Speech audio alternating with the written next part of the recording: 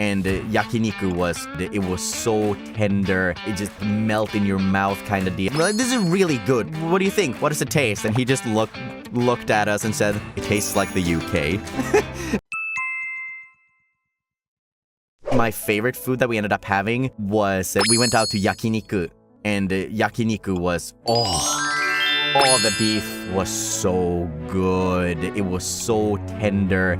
It just melt in your mouth kind of deal. I even got to try out a bunch of different things to like dip like a bunch of different beefs, a bunch of different dips, and I even got to like dip my beef in like egg, which I've never done before, and I don't really eat eggs, so I wasn't sure how I was gonna like it, just a raw egg, but it was it was fantastic. It was so good. So, in addition to that, I had tonkotsu ramen at one point, and I remember back when we had the off collab in the UK when it was like me, Vox, and Shu. At least those were the members of Luxiem that were present. We went out to ramen place that me and Vox really like. And when we ate there, we were telling Shu that like this is really good. Like this is probably the best ramen that you can get around here. What do you think? What does it taste? And he just looked at us and said, it tastes like the UK. And we were like, oh, really? Really? It's that different? So we were really curious about what Japanese ramen would actually be when we were there. So me and Vox sat down and we had our first batch of noodles and sampled the soup.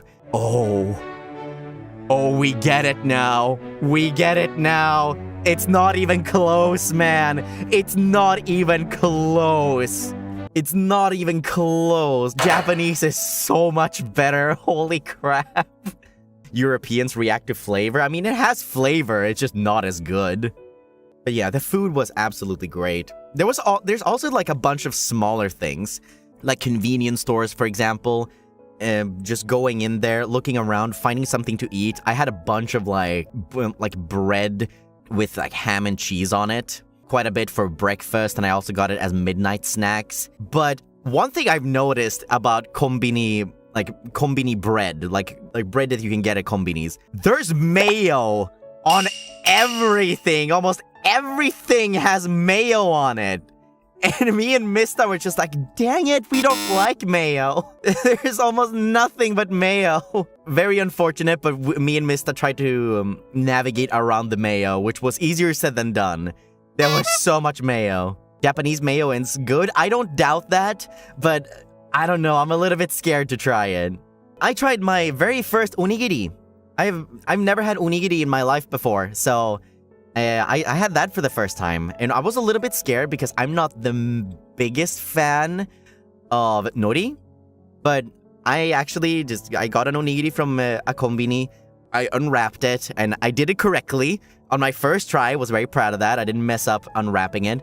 And then I just bit into it. The rice was so good.